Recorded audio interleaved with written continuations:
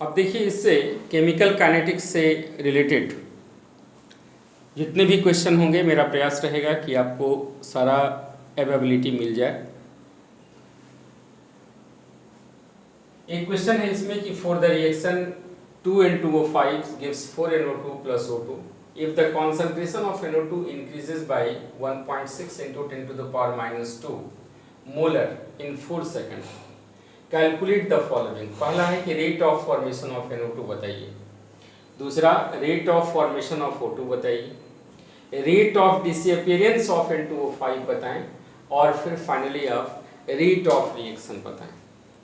तो rate of formation of NO2 यहाँ लिखा हुआ है, if the concentration of NO2 increases by 1.6 into 10 to the power minus 2 molar in 4 second. तो यहाँ रेट ऑफ फॉर्मेशन ऑफ, पहला तो ये हो जाएगा रेट ऑफ फॉर्मेशन ऑफ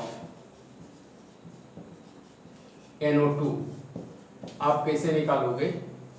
तो change in concentration 1.6 into 10 to the power minus 2 molar divided by कितना, 4 second में, 4 सेकंड इतना मोलर, और ये 4 सेकंड, ये कितना हो गया, 4 into 4 16, 4 into 10 to the power minus 3 molar पर सेकंड।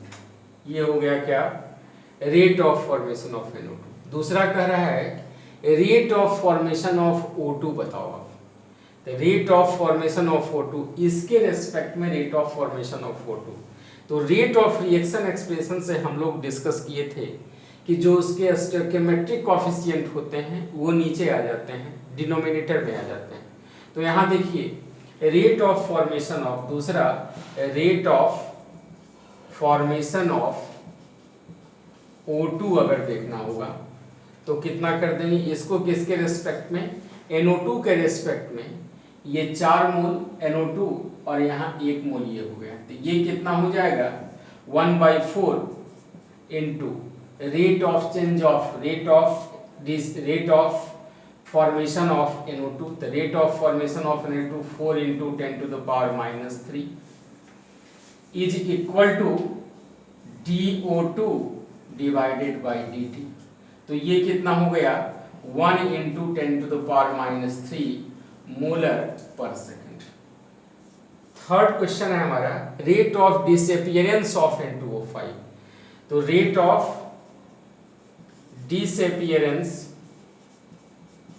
ऑफ N2O5 अगर लिखना होगा तो कैसे लिखेंगे, 1/2 dN2O5 डिवाइडेड बाई dt। ये बराबर किसके हो जाएगा, dNO2 डिवाइडेड बाई dt। यहाँ देखिए स्टोइकियोमेट्रिक कोएफिशिएंट इसका कितना है, 4, तो यहाँ क्या कर देंगे 1/4। ये डिसअपियर होगा, ये अपीयर होगा, कर सकते हैं इसको 2। यहाँ कितना हो जाएगा 1/2, और dNO2 बाई dt तो आप निकाल चुके हैं पहले ही। तो ये कितना हो जाएगा 1/2 into 4 into 10 to the power minus 3, यानी 2 into 10 to the power minus 3 molar पर सेकंड। ये हो गया क्या, rate of disappearance of N2O5। अब रेट ऑफ रिएक्शन अगर पूछेगा तो रेट ऑफ रिएक्शन कितना हो जाएगा, रेट ऑफ रिएक्शन किसके फॉर्म में, किसी के फॉर्म में निकाल सकते हैं रेट ऑफ रिएक्शन। तो रेट ऑफ रिएक्शन क्या, 1/2 d, किसी के फॉर्म में निकाल सकते हैं 1/2 negative sign d N2O5 divided by dt। अब यहाँ N2O5 का disappearance, rate of disappearance of N2O5 कितना था, 2 into 10 to the power minus 3। तो यहाँ क्या कर देंगे 1/2 into 2 into 10 to the power minus 3, कितना हो जाएगा 1 into 10 to the power minus 3 molar पर सेकंड। यही क्या हमारा कहलाएगा, rate of reaction. Rate of reaction हो जाएगा 1 into 10 to the power minus 3 molar पर सेकंड। इस तरह से आप किसी भी क्वेश्चन को बना सकते हैं। कहीं कहीं इस तरह से भी होता है कि मान लो किसी का रिएक्शन दे दिया और उसमें कह दिया क्या कि भाई कौन सा सूटेबल चॉइस है, तो उसमें आपको एक कोई सुटेबल इंटीजर से इस तरह मल्टीप्लाई करना होगा कि रेट ऑफ रिएक्शन का एक्सप्रेशन मल्टीपल चॉइस क्वेश्चन में मिल जाए। आगे हम लोग इसके बारे में बात करेंगे। Thank you.